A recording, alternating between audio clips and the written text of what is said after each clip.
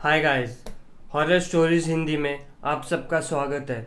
और आज मैं आप सबके लिए दो हॉन्टेड हॉस्पिटल की स्टोरीज लेके आया हूँ। तो बिना किसी देरी के चलिए शुरू करते हैं। मेरी मॉम एक हॉस्पिटल में वीपी थी। तो जब वो हॉस्पिटल को खरीद लिया गया था, उन्होंने उनके लिए एक और नया हॉस्पिटल बनाया था। और अब जो न्यू हॉस्पिटल था उसमें सारी चीज़ों को, इक्विपमेंट्स को, मेडिसिन और पेशेंट्स को आराम से और सेफली लेके जाने की रिस्पॉन्सिबिलिटी थी। और जो ओल्ड हॉस्पिटल था उसको लॉक किया गया था और उसे एज अ स्टोरेज यूज़ करने का फैसला हुआ था। तो जो स्टाफ है वो उधर आराम से वापस जा सकते थे और जो लेस इम्पोर्टेंट स्टफ है उसे वापस नए हॉस्पिटल में ला सकते थे over a period of time. पर इस हॉस्पिटल की जो की है और सिक्योरिटी कोड है वो बस 3 लोगों को पता था और उनमें से एक मेरी मॉम थी। तो अगर किसी को उस ओल्ड हॉस्पिटल में वापस जाना होता था तो उन्हें उन 3 की होल्डर्स में से किसी एक से मिलके उनको अपने साथ लेके वहाँ पे जाना होता था। मेरी मॉम बोलती थी कि स्टार्टिंग में उस ओल्ड हॉस्पिटल में जाना एकदम वियर्ड नहीं लगा, नॉर्मल लगा था। पर जैसे जैसे टाइम चलता गया वो अबैंडन हॉस्पिटल थोड़ी सी बहुत वियर्ड सी वाइब देने लगा, वियर्ड बनता गया। और फिर चीज़ें उस हॉस्पिटल में अजीब व गरीब होने लगी। तो मेरी मॉम ऐसे एक बार कंस्ट्रक्शन साइट पे गई थी एक और वीपी के साथ। पर तभी एक स्टॉर्म हिट करता है और जो आईसीयू है उसका जो छत है वो उड़ के चला जाता है। तो अब उन्हें उस डैमेज को इन्वेस्टिगेट करना था। इसीलिए मेरी मॉम डिसाइड करती है कि जो ओल्ड ऑफिस है उधर विजिट करने को। मेरी मॉम ने सोचा क्योंकि मैं यही हूँ तो क्यों ना मैं अपने ओल्ड हॉस्पिटल में जाके, ओल्ड ऑफिस में जाके अपनी जो बची कुची चीज़ें हैं उसको वापस ले लूँ। पर जब वो अपनी ऑफिस से जा रही थी अपनी चीज़ों को लेके तो उन्हें एक अजीबोगरीब नॉइस प्ले होती हुई सुनाई दी, moreover like a music tone. और उन्होंने अज्यूम किया कि शायद ये उनका कोई कलीग ही होगा जो उस फ्लोर पे होगा। फिर मेरी मॉम 5th फ्लोर पे जाती है जहाँ पे डैमेज हुआ था और उधर उनका कलीग भी था। तो वो अपने कलीग से पूछती है, क्या तुम ग्राउंड फ्लोर पे थे जस्ट अभी? तो कलीग कहता है, नहीं, मैं ग्राउंड फ्लोर को विजिट ही नहीं करता हूँ, मैं सीधा 5th फ्लोर पे आता हूँ। और वैसे भी उस हॉस्पिटल के बस 3 लोगों के पास ही कीज थी, मेरी मॉम और बाकी के 2 कलीग्स। ये जो बिल्डिंग थी ये हेवीली अलार्म थी। और जैसे मैंने कहा कि ये बिल्डिंग के बस 3 लोगों के पास ही चाबी थी। और जैसे मैंने कहा ये बिल्डिंग हेवीली अलार्म्ड है। और जैसे मैंने कहा इस बिल्डिंग के एक्सेस के लिए बस 3 लोगों के पास ही चाबी है, मेरी मॉम और 2 colleagues. So once you enter the building ये अलार्म वापस रीसेट हो जाता है। अगर कोई वापस आता है इस बिल्डिंग में तो अलार्म ट्रिगर होता है और एक ज़ोरदार सायरन बजता है। फिर उसको उस अलार्म को डिसआर्म करना पड़ता है। पर ऐसा कुछ हुआ ही नहीं क्योंकि उनके साथ और कोई आया ही नहीं था। तो मैंने नेक्स्ट टाइम अपने मॉम से पूछा कि मॉम, जब आप नेक्स्ट टाइम जाओगी तो क्या मैं भी आ सकता हूँ? जिस पे मेरी मॉम बोली हाँ। उसके साथ हमने हमारी कंस्ट्रक्शन टीम को भी आने दिया क्योंकि जो डैमेज हुआ था उसे फिक्स कर सके। क्योंकि हम इस ओल्ड बिल्डिंग को as a storage facility use करना चाहते थे और हम नहीं चाहते थे कि कोई रोडेंट आए या फिर कोई चूहा आए और बाकी की चीज़ों को डैमेज करे। उस हॉस्पिटल में ऐसे कुछ चीज़ें थी जो मैं डायरेक्टली एक्सपीरियंस कर सकता था। बेसिकली एक ये बॉटम लाइन थी कि जो चीज़ें हॉस्पिटल के बजट को अफेक्ट नहीं करती है उन चीज़ों को पीछे छोड़ दिया जाए। मैं इस हॉस्पिटल के बारे में बहुत जानता था क्योंकि मेरा बचपन इस हॉस्पिटल में ही गुजरा था।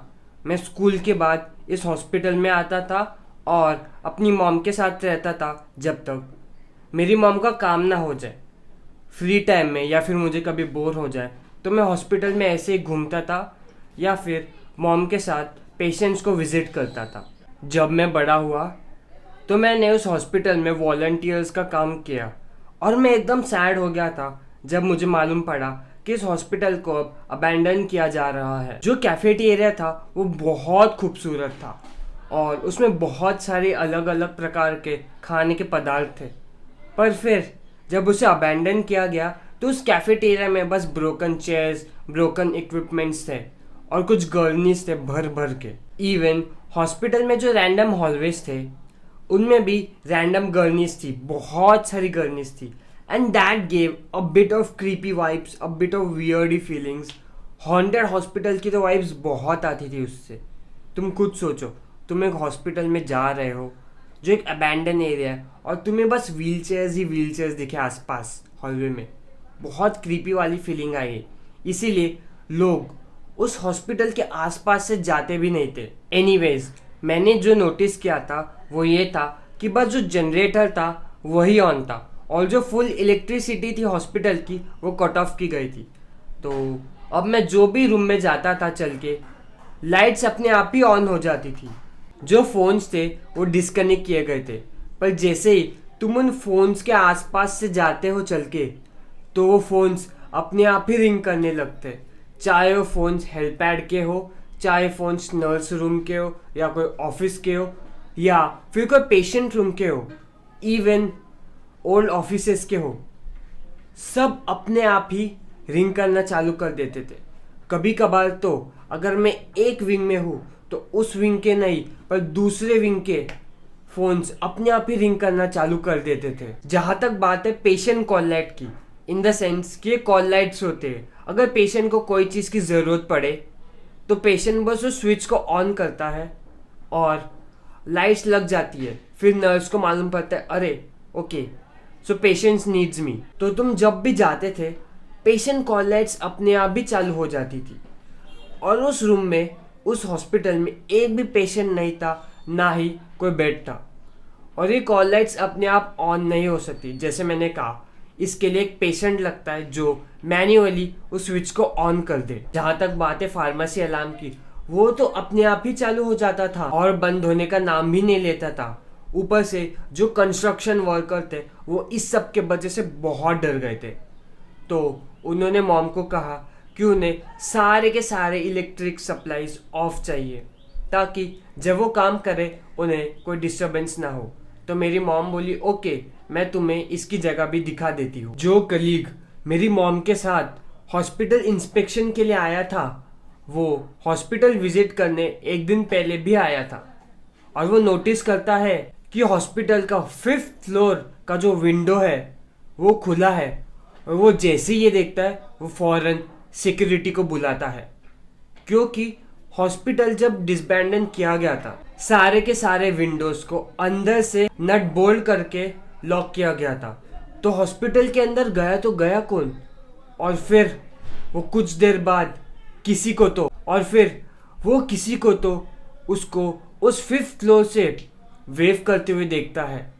जब वो और गौर से देखता है तो उसे एक शैडोई फिगर देखती है और जैसे वो सब देखता है वो फट से उधर से भाग के चला जाता है। ऊपर से वो हॉस्पिटल मॉनिटर था और अलार्म था, तो एक बहुत एफर्ट लगता है उन विंडोज़ को खोलने के लिए, क्योंकि उस हॉस्पिटल में जाना ही बहुत एफर्ट का काम था। तो ऐसे मैं डिसाइड करता हूँ कि एक रात मैं हॉस्पिटल के बाहर रुकूंगा और पिक्चर लूँगा, वो भी रात को। जब मैं हॉस्पिटल के आसपास रात को ऐसे ही घूम रहा था तो मैंने नोटिस किया कि रैंडम लाइट्स ऑन थे। हाँ, हालांकि जनरेटर ऑन था, पर इसका ये मतलब नहीं कि रैंडम लाइट्स भी ऑन हो।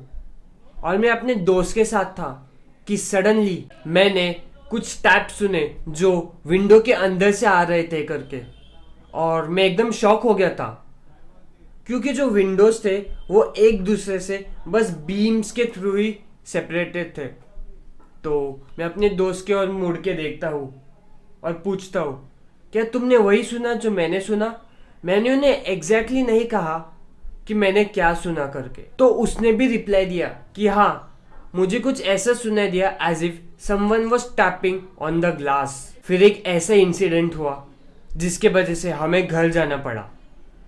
मेरा जो कैमरा था वो फुल्ली चार्ज था, पर अचानक ही उस टैपिंग के इंसिडेंट के बाद बंद हो जाता है। As if battery run out. और ये देख के हम दोनों डिसाइड करते हैं नहीं, और रुकना नहीं है, क्योंकि बहुत स्ट्रेंज इंसिडेंट था। हम फट से घर की ओर निकल जाते हैं, और जैसे ही मैं घर पहुंचता हूँ, मैं अपने कैमरा को वापस चार्जिंग को लगाता हूँ, और जैसे मैं लगाता हूँ मैं ये पाता हूँ कि वो कैमरा फुल्ली चार्ज था। जब हॉस्पिटल फुल्ली रन हो रहा था तो उधर एक प्रेजेंस था जो हॉस्पिटल की स्टाफ बोलते थे रोज करके, वो भी एक स्पेसिफिक रूम में कॉल्ड एस ER। और हॉस्पिटल के स्टाफ ऐसे एक रूम में जो टेम्परेचर है उसे कंट्रोल ही नहीं कर पा रहे थे। मानो जो टेम्परेचर है वो अपने आप ही एकदम लो लो लो लो हो गया, और एक टाइम के बाद उस रूम में कंडेंसेशन होने लगा।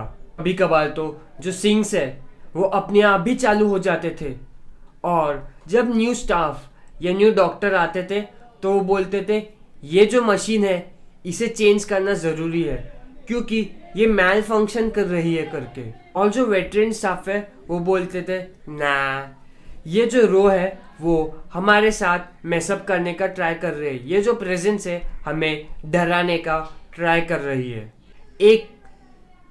एक सर्जन ने एक ऐसी रूम में ऑपरेट करने से साफ साफ इनकार कर दिया था, और ICU रूम में उसने मेरे मॉम से कहा कि वो चाहता है एक सर्जन ने तो एक रूम में ऑपरेट करने से साफ साफ इनकार कर दिया था, और उसने कहा कि वो चाहता है कि ICU रूम में एक प्रीस्ट को बुलाए ताकि वो एक्सोर्सिज्म परफॉर्म कर सके। मेरी मॉम ने इस पे हाँ कह दिया, और उन्होंने प्रीस्ट को बुलाया, एक्सोर्सिज्म परफॉर्म किया। उस सर्जन को उसके बाद उस रूम में जाने को अच्छा लगा, he felt better, but their way other rooms जिसमें वो अभी भी जाने से साफ साफ इनकार करता है और डरता है। मेरी मॉम एक बहुत प्रैक्टिकल लॉयर है, पर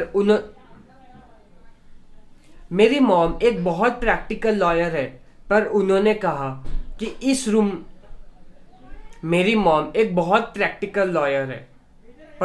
कहा कि इस हॉस्पिटल का देखभाल करते करते, इस हॉस्पिटल का काम करते करते उन्हें जिन चीज़ों पे भरोसा नहीं था उन चीज़ों पे भी भरोसा होने लगा। ये सब से तंग आके उन्होंने फाइनली डिसाइड किया कि वो इस हॉस्पिटल को बेच देंगे। उनका इनिशियल बजट ये था कि वो इस हॉस्पिटल को 5 मिलियन में बेचेंगे, पर because this was an abandon hospital कोई इसे लेने को तैयार नहीं था। फिर कुछ सालों के बाद इस हॉस्पिटल को एक ओनर ने लिया, और उसने डिसाइड किया कि इस हॉस्पिटल को डेमोलिश किया जाए। जैसे ये हॉस्पिटल डेमोलिश हुआ, इस लैंड पे एक रेसिडेंशियल कॉम्प्लेक्स बनने लगा। एंड अब मैं ये सब देखता हूँ तो सोचता हूँ क्या ये सही है, क्योंकि इस हॉस्पिटल के अक्रॉस जस्ट थोड़े और आगे एक सेमेटरी है। तो जो भी इस रेसिडेंशियल कॉम्प्लेक्स में घर रेंट करना चाहता है, घर लेना चाहता है, well that's not a good idea. अगर मैं होता तो मैं कहता नो थैंक यू। तो ऐसे ही मेरा एक दिन बर्थडे था, और मेरे पेरेंट्स डिसाइड करते कि वो मुझे एक ouija बोर्ड ला के देंगे। And ouija board on birthday is a little strange, but उन्होंने ये सब मेरे दोस्त क्रिस्टियन को देख के किया। क्रिस्टियन को ouija बोर्ड से खेलने का बहुत शौक था, हालांकि उसे कभी लगा नहीं कि ouija बोर्ड एक सच्ची चीज़ हो सकती है। उसे बस इस चीज़ में मज़ा आता था कि कैसे वो ouija बोर्ड लोगों को एकदम नर्वस कर देता था। एक और रीज़न मुझे ouija बोर्ड मिलने का ये था कि मेरे पास बहुत सारे वीडियो गेम्स थे, प्लेस्टेशन, एक्सबॉक्स, निंटेंडो स्विच, हर टाइप का था। और मेरे पेरेंट्स ने ऑलरेडी ये फिगर आउट कर दिया था कि अगर मुझे और गेम्स देते तो मैं घर पे रहता और बिगड़ जाता, इसीलिए उन्होंने सोचा चलो इसी बहाने बाहर जाएगा। तो अब रात हो चुकी थी, और मैंने और मेरे दोस्तों ने, ट्रिस्टन और टैनर ने डिसाइड किया कि हम उस ouija बोर्ड को ट्राई करेंगे।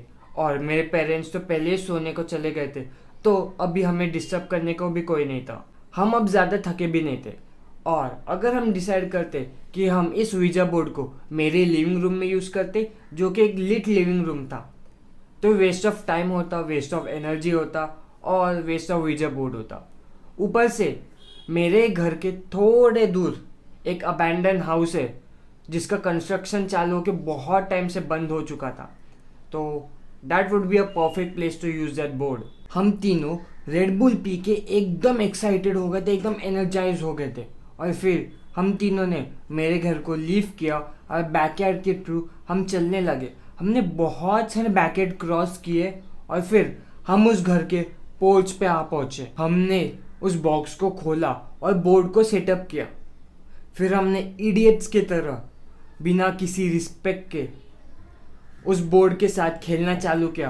प्लानचेट ऐसे ऐसे ऐसे करके इडियट्स के जगह चिल्लाने लगे लाइक स्टूपिड मोरॉन्स। हमने बहुत सारे अजीबोगरीब क्वेश्चंस पूछे, इधर के उधर के, क्योंकि हमें लगा कुछ नहीं होगा।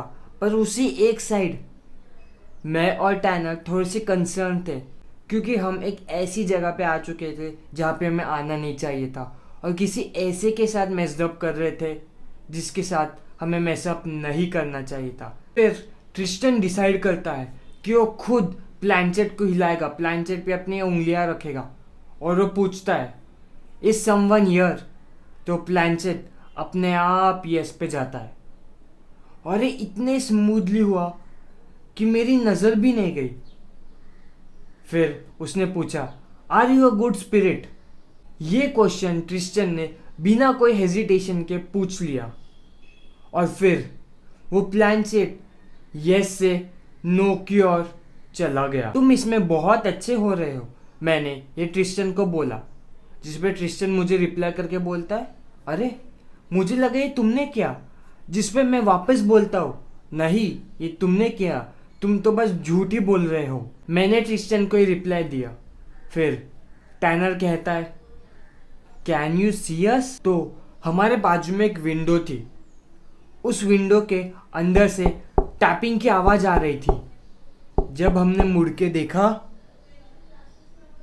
तो हमें वहाँ पे एक हाथ दिखा, वो भी अंदर से, उसका इम्प्रिंट था। जैसे हमने उस हाथ के इम्प्रिंट को देखा हम इतना डर गए कि हम उस पोल से फट से उठे और साइडवॉक की ओर चले गए। फिर हम तेज़ भागने लगे और उस ऊंचा बोर्ड को वहीं पे छोड़ के निकल गए। पर तभी ट्रिस्टन रुका और पीछे मुड़ के उसने देखा तो उसे उस घर के फर्स्ट फ्लोर पे एक डार्क फिगर दिखी और वो डार्क फिगर हमें ही देख रही थी। जैसे हम सब ने इसे देखा हम इतने तेज़ी से भागे कि 1 मिनट के अंदर हम अपने घर पे आ गए थे। जैसे हम घर पे आए हमने घर के सारे दरवाज़ों को बंद कर दिया और हमें थोड़ा सा समय लगा हमारे में जितना भी एड्रेनलिन रश था उसे काम करने में। कुछ समय बाद हम सोने चले गए। हालांकि हम सो नहीं पा रहे थे, हमें बस वही विजन्स अपने सपनों में आ रही थी, हमें बस वही दिख रहा था, वही हमारे दिमाग में चल रहा था। पर कैसे ना तो कैसे करके हम सब सोने चले गए। जैसे ही सुबह हुई ट्रिस्टन के पेरेंट्स जल्दी आए और उसे अपने साथ घर लेके गए। मैंने और टैनर ने कुछ भी डिस्कस नहीं किया इस टॉपिक पर अंटिल ट्रिस्टन वॉज गॉन। हम पूरी तरह कन्विंस नहीं थे कि ट्रिस्टन ने हम पे एक ट्रिक खेली है करके, इसीलिए हम डिसाइड करते कि मैं और टैनर उस घर में वापस जाएंगे। पर इस बार क्योंकि हम डे लाइट में जा रहे थे, जैसे हम घर के अंदर गए हमें थोड़ी सी फूलिश वाली फीलिंग आ रही थी कि हम ट्रिस्टन की इस एंटिक्स पे गिर गए। हमें वीजा बोर्ड वही दिखा और फिर मुझे क्लिक हुआ कि लास्ट नाइट हमने वीजा बोर्ड को एक प्रॉपर प्रोसीजर से गुड बाय नहीं बोला था करके। मैंने और टैनर ने हाथ उस प्लानचेट पे एक साथ रखा और फिर आउट ऑफ हियर क्यूरियोसिटी मैंने पूछा आर यू स्टिल हियर। हमारे इस सवाल पे हमने फिर से एक हाथ को उसी विंडो से टैप करते हुए देखा और फिर हमें घर के अंदर से किसी के तो चलने की आवाज़ आ रही थी, सीधा डाउनस्टेयर्स जोर जोर से ठाट ठाट ठाट ठाट करके।